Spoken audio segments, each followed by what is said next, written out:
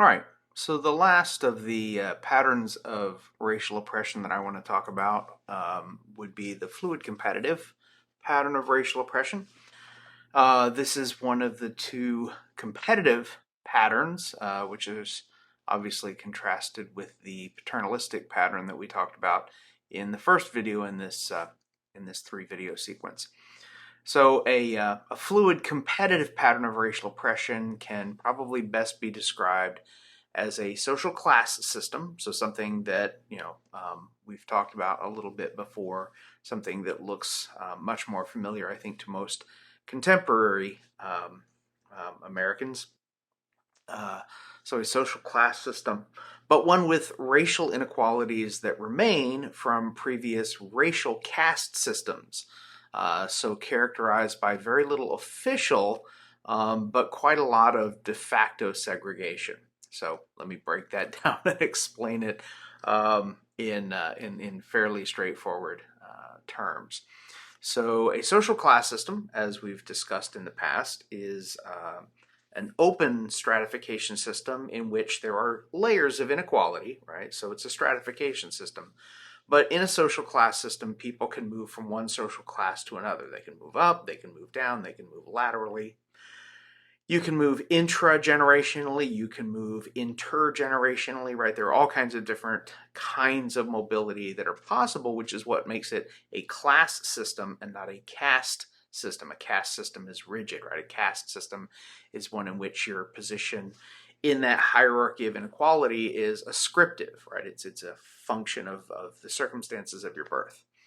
So a fluid competitive pattern of racial oppression points to a social class system in which there is the possibility for mobility to occur, but one in which the legacies of previous inequality, especially the inequalities that came in the form of the rigid caste system, make mobility more likely for some groups and less likely for other groups.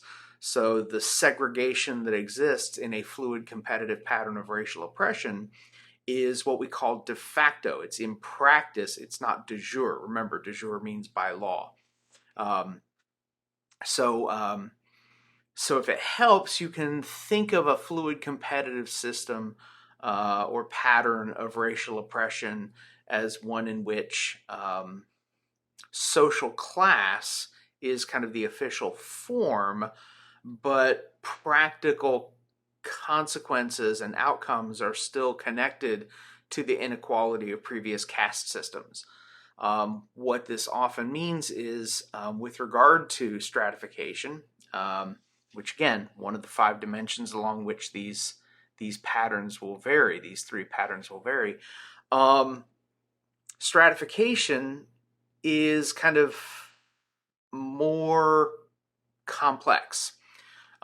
There is racial stratification for sure, right? That whites, for example, in the United States are overrepresented among the upper class and the middle class, and groups of color, blacks and people of Latin American descent, and certain groups of Asians are overrepresented in the working classes and the lower classes.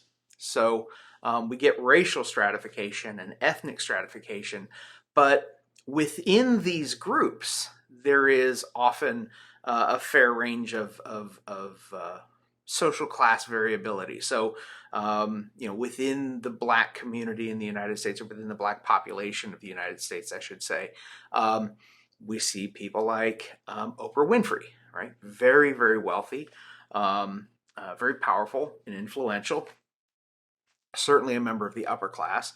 We see a significant number of middle-class blacks. We see, again, a lot of working class and poor blacks as well. But within these various racial and ethnic groups, there is some within group status variation. So it isn't that non-whites are concentrated overwhelmingly in the lower classes, and within those groups you don't find many or any members of the upper class, right? So that's one of the interesting and sort of complex features of stratification in these what we call these fluid competitive patterns of racial oppression. so that whatever racial stratification we see is mostly going to be a legacy of past inequalities. Just a little tangent, if you'll indulge me. Income levels for blacks, for example, increased dramatically after the 1960s. So before the 1960s, you certainly had some upper class blacks and some middle class blacks, but they were overwhelmingly concentrated in the working class and the lower class. That was under patterns of sort of a rigid competitive system of racial oppression. After the 1960s, we see significant gains for African Americans in educational attainment, in status attainment, right? So all these other measures of upward mobility as people sort of pursue the American dream. We see their income levels go up. What doesn't go up as rapidly, of course, is wealth, because wealth, generally speaking in the United States, wealth generation is a multi-generational project, because for the vast majority of Americans, middle class, working class, right, the vast majority, especially middle class Americans, the primary foundation of their wealth is home ownership. Homes are very expensive. Homes take a lot of money up front to be able to purchase. They also require access to things like credit, the ability to secure a loan for the balance of what you would pay for a house, right? Your down payment is never going to be the full price of the house. So for white Americans, especially who have been in the United States for multiple generations, white Americans have had many, many generations to sort of build intergenerational wealth in a relatively uninterrupted fashion. For blacks, the ability to build intergenerational wealth really only begins in any meaningful way in the years after the Civil War. And because of Jim Crow and because of ongoing racial oppression and because of a variety of social, political, and economic circumstances, it really doesn't get started until the 1960s and 1970s, right? So that's really when black wealth generation begins in earnest in any large scale and meaningful fashion.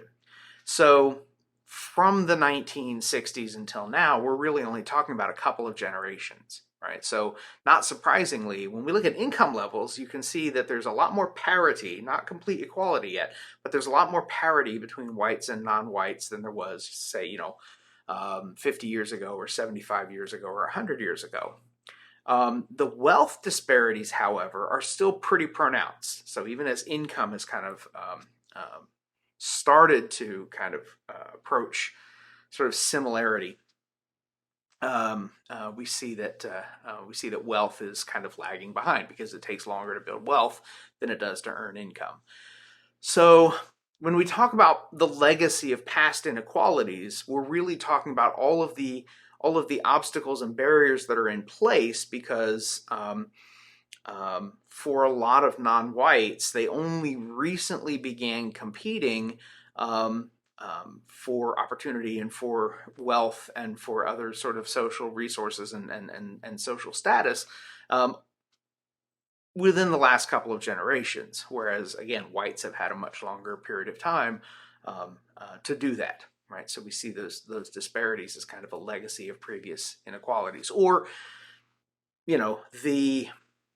the relative concentration of blacks in particular parts of American cities and American suburbs because of previous legal requirements that they be sort of segregated to and confined to those communities, has meant that a lot of generations, a couple of generations at least, of African American kids and Hispanic kids and again other racial and ethnic groups in the United States have grown up with schools that are underfunded relative to schools that are populated predominantly by white students, and of course because the quality of your education, especially in the K through 12 system, the quality of your education is going to be a determinant of where you end up going to university.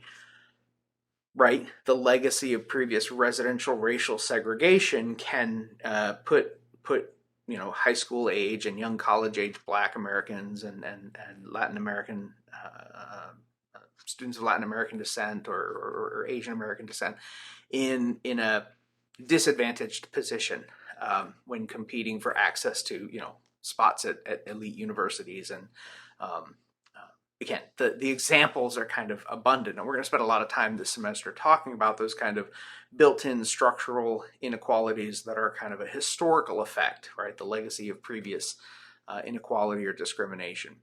So when we look at a fluid competitive system, we see a system that is on paper, right, completely open. There's no law that says, we're going to put people of color in this particular neighborhood. There's no law that says people of color are prohibited from joining, this labor union or working in this particular workplace.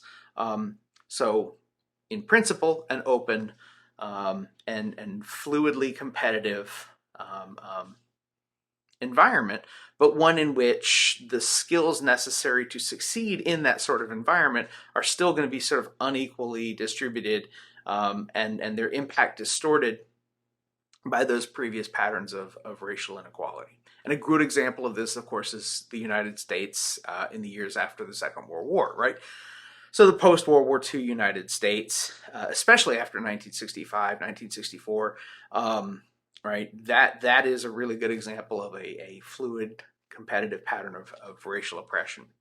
The dominant group is usually the numerical minority. Again, not always the case. And in the United States, for example, the dominant group is the majority right now. Not by much, and certainly not for much longer. But in the United States, whites still represent over 50% of the population by about 2035, maybe 2040, somewhere in that area. The United States will become a majority minority country, but until then, we've got a situation in which the dominant group is in fact the larger group. With regard to the division of labor, it reflects the increasingly complex specialization of not just a late industrial sort of capitalism, but the information age, right? So the information technologies, the service sector, especially the producer service sector occupations, finance and investment and banking and transnational law and things like that. So the division of labor is even more complex than it was under a rigid competitive system. Race is still moderately connected to or related to the type of work you do, although again, that's less the case than it was under a rigid competitive system. And there is, of course, a wide range of variability in occupations within all of these different racial and ethnic groups, so that within group status differences continue to expand. We see a lot more variability within groups, as well as a little bit more parity across groups. Interaction. There is more interaction among diverse racial and ethnic groups than there was under rigid competitive patterns of racial oppression, but less than there was under the paternalistic system. Remember, under paternalism, there was a lot of contact. Under rigid competitive racial oppression patterns, there's almost no contact. And under fluid competitive, we see an increase in interaction and contact, although not at the same level as there was under paternalism. Again, because of the really, really rigid racial segregation that was the norm in the period after the end of Reconstruction up until the Second World War. There is a lot more equal protection, at least under the law, in a fluid competitive pattern of racial oppression than either rigid competitive or paternalistic forms of racial oppression. With regard to consensus, the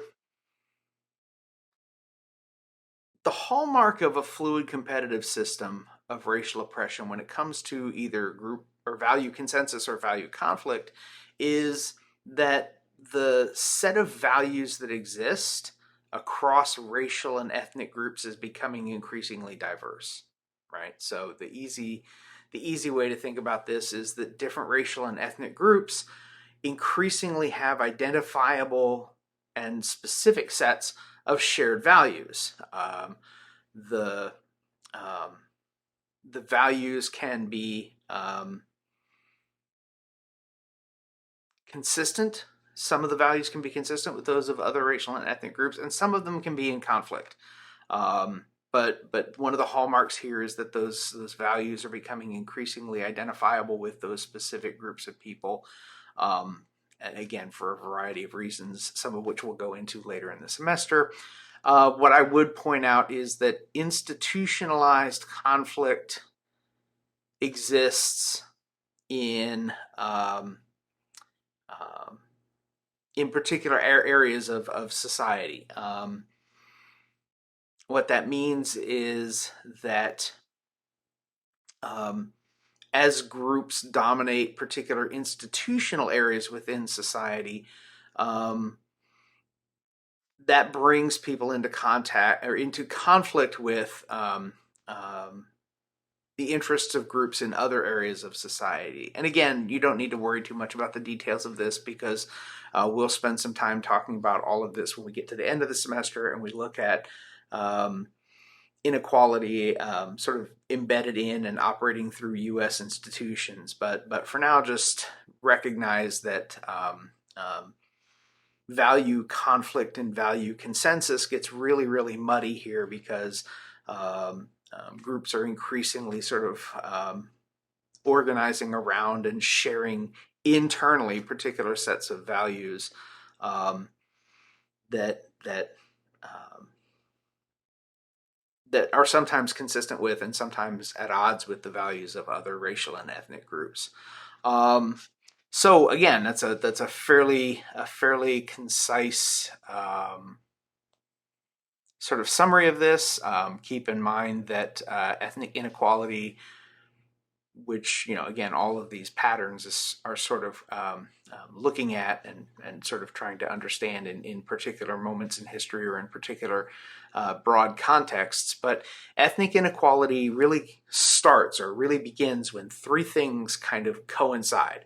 And those three things are ethnocentrism, competition or opportunity for exploitation, and unequal power. So if you think about, like the ethnocentrism, this idea that my group is the normative group, everybody else is judged according to the standards of my group. Competition or opportunity for exploitation, in which a group of people can exploit another group, like we see under chattel slavery, or competition, where groups are competing for limited opportunities within, say, for example, the structure of the economy or the structure of the education system. And then, of course, unequal power. Groups of people, racial or ethnic groups, have differing levels of power and can use those things to act on their ethnocentrism or gain an advantage in competition or actually engage in systemic exploitation of other racial and ethnic groups. So you want to look for those three forces kind of coinciding.